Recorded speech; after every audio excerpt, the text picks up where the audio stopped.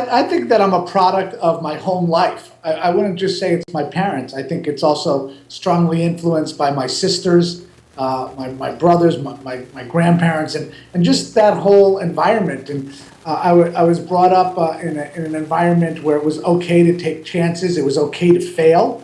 And I think it's something that I've tried to suggest to other people as we move forward in life, that failure can be an option, but fear that limits you cannot be. And my parents, my family, my sisters, everybody encouraged that. And I think it's interesting to note that in some way or another, me and my siblings, we all went into creative fields. And growing up, I was the one who was in the least creative field. I was the jock growing up. But my parents always supported that and pushed that. And, my brother, television director, my sister's a playwright in New York, director. My other sister was in the fashion business, interior design, now works at a National Dance Institute. And I was sort of the jock growing up, but all of that,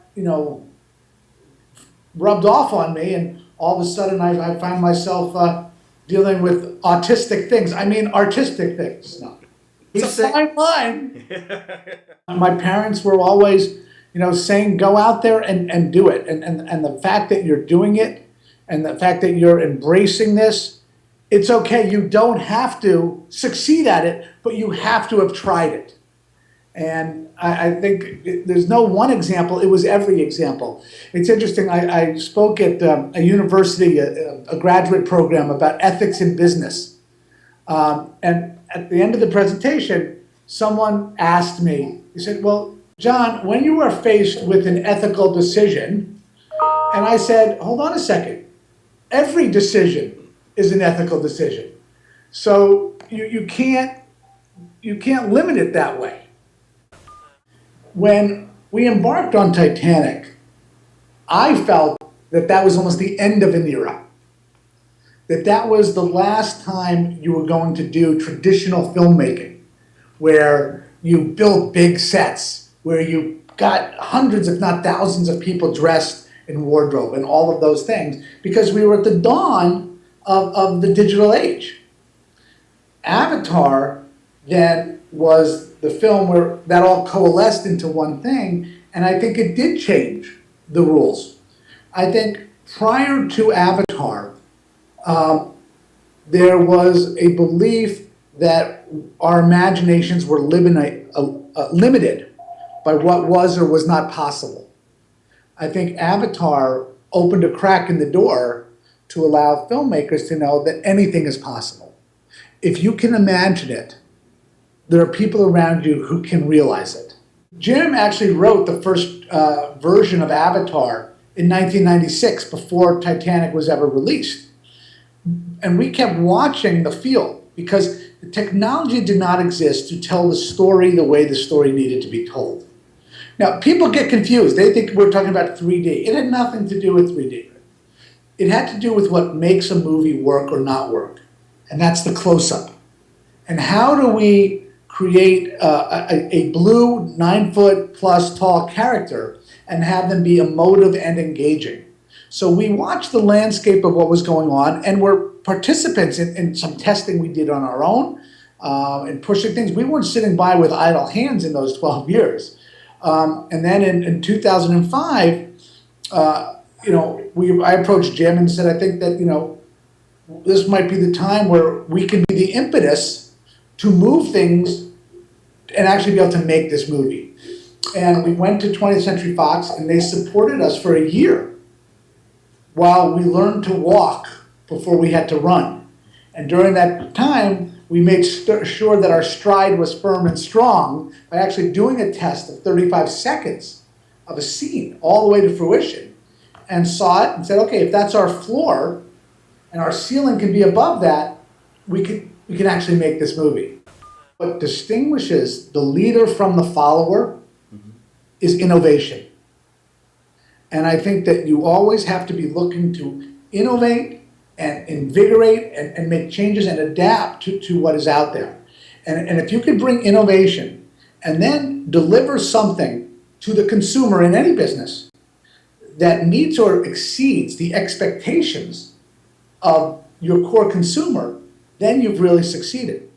If you think about it, the film industry, every movie is a new startup business. Doesn't matter what the field is.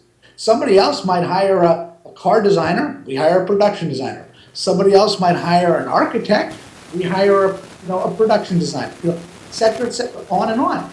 But from the beginning, all the way to the end, it's a business. And our business plan starts out with the script. That's a script is our business plan.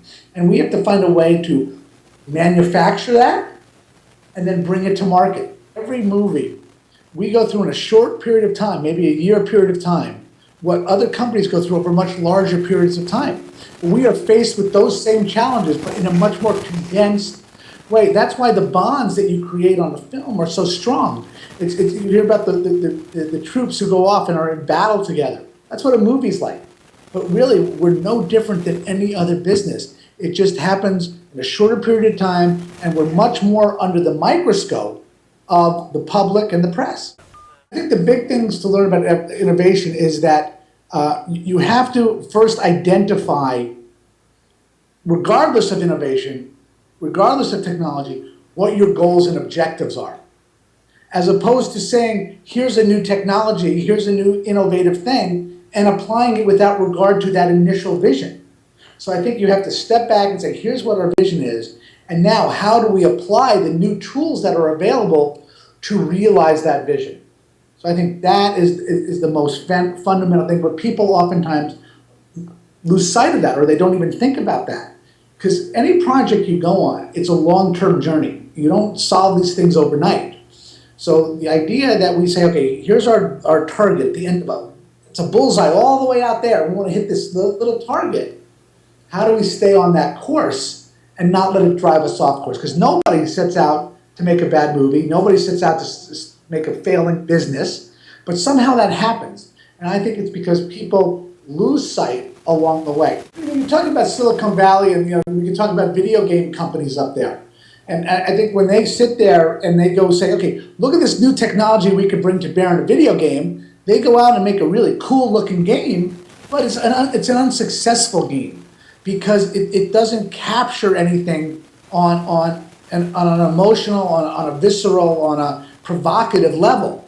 I tell people when we look to make movies, we're looking to make movies that have a theme that is bigger than their genre. Because the theme is what you take away from the theater. The plot is what you leave at the theater. And I think it's the same thing, again, in any business. Why are they coming back to me? People listen to music over and over again.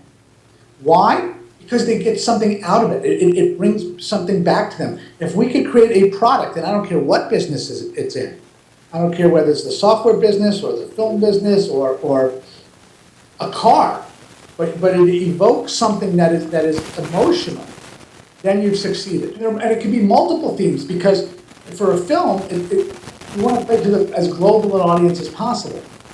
So somebody might look at Avatar and say, I can relate to this hero figure who metaphorically is the least likeliest of heroes, who rises out of a wheelchair to lead a nation into battle.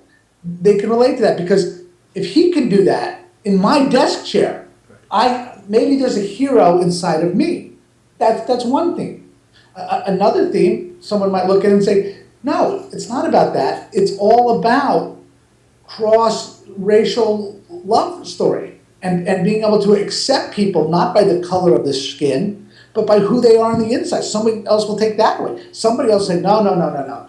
It's all about the planet and our responsibility, and the idea that our actions have a ramification on people around us and the world around us. So those are all different themes.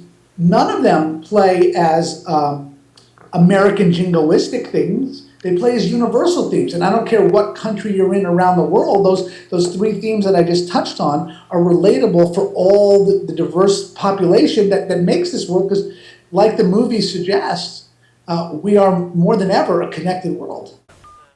The human capital dimension is a huge focus for us.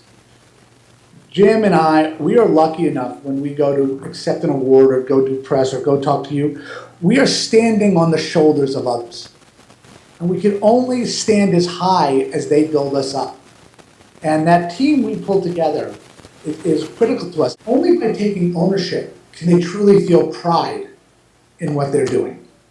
And that's something that we focus on all the time. And we encourage people's input. Nobody cares where a good idea comes from. It's still a good idea. And so we try and create this involvement in a participatory way. And we try and identify as we go through a process, telling somebody, hey, you know what? We realize that you also have a life outside of this film. And we realize that you've been giving us 16 hours a day and you haven't seen your family enough. You should take 2 days off. We'll pay you. You take the 2 days, spend it with your family. Come back rejuvenated, because that's what we need to do. In some ways, we are the COO or the CEO of a company, but I don't think people sit there and think of Steve Jobs when he was in the COO position of Apple as being the guy who's cutting this and cutting this and cutting this. So I think it's a balance. To me, on our projects, and I think this again relates to any type of product and any type of business. To me, it's all about the product. It's all about what we create. Nobody remembers a bad movie that came in under budget. They remember good movies, and that's what we have to remember. And there are times where we have to believe that spending the extra dollar, maybe on the right personnel, maybe on the right visual effects shot, whatever it is better for the movie. Now, as you go through any business, you do have financial decisions you have to make.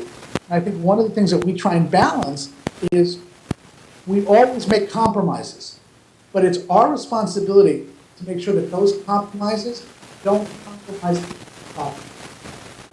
As we're looking at a changing world and how do we look ahead, I think we have to also keep in mind a greater responsibility that we all have that goes beyond whatever our particular business is, but a responsibility to the world at large, and keep that in mind as we move forward, because there are ways to do things that, again, don't compromise what you're doing, but have a long-term benefit for people outside of your specific organization and the world itself. An example is we're building a new facility down at Manhattan Beach Studios, or we're retrofitting a facility where we're going to make the next 2 Avatars out of. We are making that as environmentally sound a facility as we can possibly do. We're putting in solar arrays across 8 or 9 sound stages, powered 100% off of the grid. We are going in and we're in the men's bathrooms. We're replacing the urinals with waterless urinals. These are not things that compromise what we're doing. We're putting carpeting down. We need new carpeting, but we're putting down carpeting that is all recycled. Things like that, and also getting involved in the community, having community outreach programs to bring them in, let them see what we're doing, a little bit of the behind the scenes, reaching out to schools, all these things, not just to see how we're doing on the movie, but how are we conducting ourselves as a responsible business.